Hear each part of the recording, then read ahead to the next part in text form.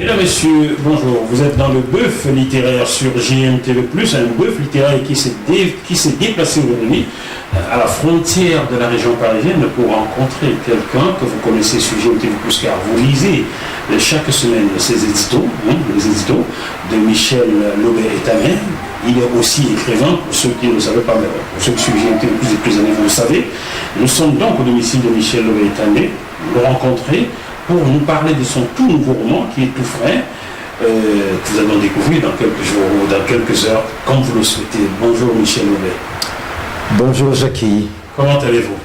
Mais très bien, il fait un peu chaud, mais c'est la saison qu'il veut. Un peu chaud, 40 degrés aujourd'hui. Oui, mais là, nous sommes à l'intérieur, heureusement. Nous sommes le 19 juillet 2022. Vous habitez les Yvelines. Saint-Martin de Brétancourt. Vous voulez donner l'adresse? Non, pas donner l'adresse. Alors, tout récemment, vous êtes d'abord auteur d'un livre qui a fort marché, qui a fait beaucoup de bruit au Cameroun. Je vais le rappeler. Cameroun, au chevet d'un régime à l'agonie, publié aux éditions L'Harmattan, il y a de cela 2 ans ou 3 ans par là. 2 ans. On en avait parlé sur GMTV+ déjà. Tout à fait. D'accord. Vous avez écrit d'autres livres. Je n'ai pas tout dans la tête. Pouvez-vous nous citer quelques-uns? Alors, je suis un coordinateur du livre de l'essai qui a été sorti au Maroc. Ah oui. En décembre dernier, en novembre dernier. Vous l'avez présenté samedi 13 novembre 2021 à Marrakech. À Marrakech. Dont le titre est « Qu'est-ce que l'Afrique ?» C'est un livre qui a été conçu par les éditions Samboura au Maroc. L'objet était de présenter l'Afrique de manière individuelle. Donc 22 intellectuels, entre guillemets, africains et de la diaspora ont été choisis pour écrire ce livre. L'objet, c'était de définir chacun à sa manière, sans aucune contrainte, en toute liberté, sa manière de percevoir l'Afrique. Qu'est-ce que l'Afrique pour lui? Est-ce que je peux prendre ma part là-dedans? Tout à fait. Dire aux téléspectateurs que j'ai eu l'honneur de vous demander, je n'aurais pas choisi, de vous demander de rejoindre Eugène Ebodé sur ce projet. C'est comme ça que vous êtes mis ensemble sur cet essai-là. Eugène a été l'initiateur de ce projet avec l'Académie royale du Maroc. Donc ce sujet a pris corps entre septembre et octobre et nous nous sommes donc réunis tous en novembre à Rabat pour la parution de ce livre qui, il faut le répéter, sera traduit en plusieurs langues dans la mesure où les éditions Gallimard ont acheté tous les droits. Pourquoi? Pour le publier en France. En ce moment, il n'est pas disponible en France, il est disponible au Maroc, mais sous peu, il va être vendu en France, le bouquin. Mais ce qui est disponible en France, c'est Sous le regard de Kédi, qui est votre nouveau roman. Voilà, il est paru quand?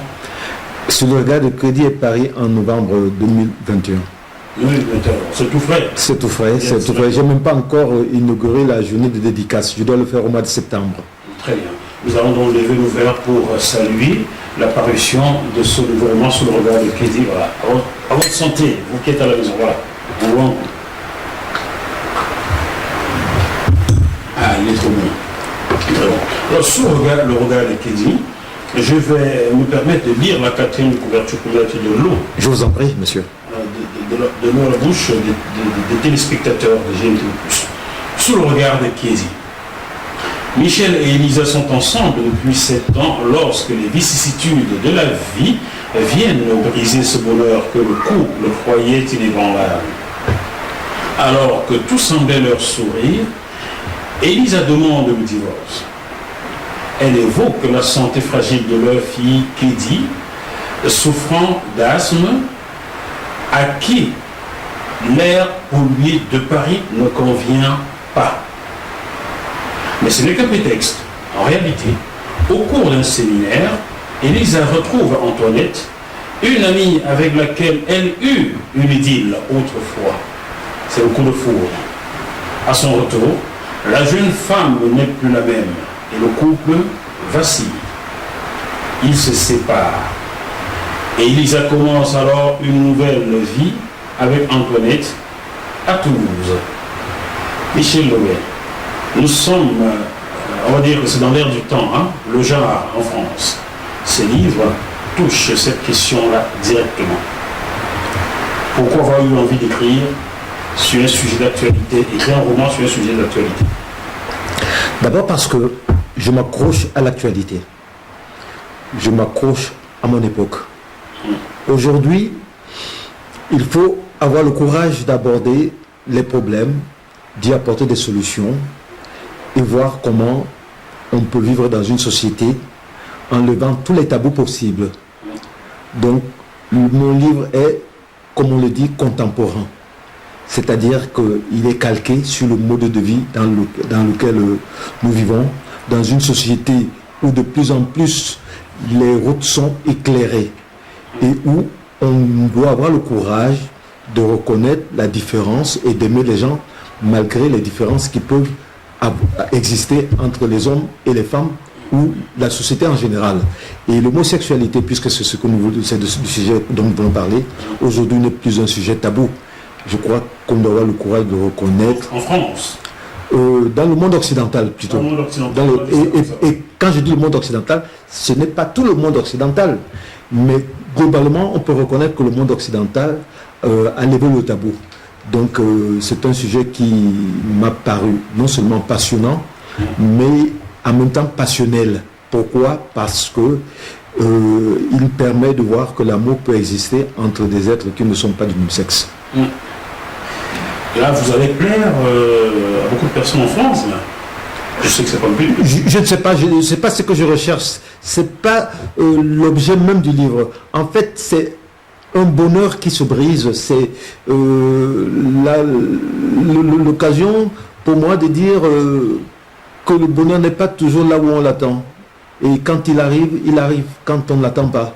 Et en même temps, il s'en va aussi comme de manière très évanescente. Au moment où on se dit, on le tient à la main. Donc la fragilité du bonheur, la fragilité de l'amour sont des éléments pour lesquels nous nous attachons très peu, jusqu'au moment où nous sommes nous-mêmes frappés. Et c'est à ce stade que nous réalisons que nous vivons dans un monde d'une extrême fragilité, où rien n'est acquis. Comme disait Feu Charles Aznavour, le bonheur est fragile, tout s'en va, tout se meurt, et quelquefois on sent en soi s'installer la peur. C'est très beau, c'est très bien dit.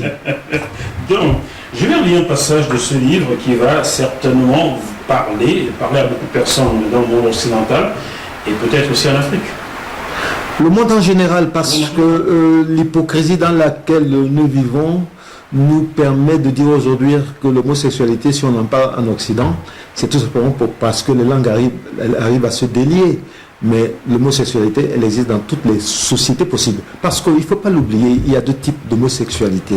Il y a l'homosexualité biologique et il y a l'homosexualité dite économique. Il y a des hommes qui se prostituent pour avoir de l'argent. Et il y a l'homosexualité biologique qui est une question d'équilibre hormonal. Pourquoi un équilibre? Parce que les hommes ont des hormones mâles dominants dont ils réagissent en hommes. Les femmes ont des hormones femelles dominants et... Vous voulez dire, là vous avez inverti, vous voulez dire les hommes ont des hormones... mâles dominants, ils sont des hormones. Et les femmes ont des hormones femelles dominants et elles sont des femmes.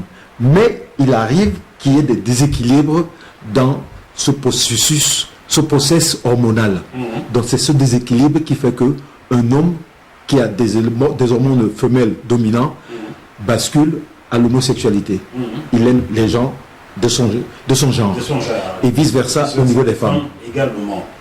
Tout à fait. Vous comprenez, chers téléspectateurs, pour ceux qui nous suivent d'Afrique ou dans le monde entier, car j'ai vous ai suivi dans le monde entier, pour ceux qui s'expriment en langue française, l'homosexualité est aussi quelque chose de naturel.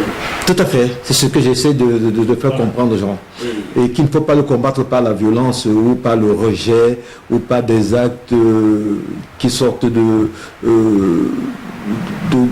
la vie, qui sortent de l'ordinaire, quoi. Il faut savoir comprendre ce que c'est. Mais par contre, je parlais bien de l'homosexualité économique. Là,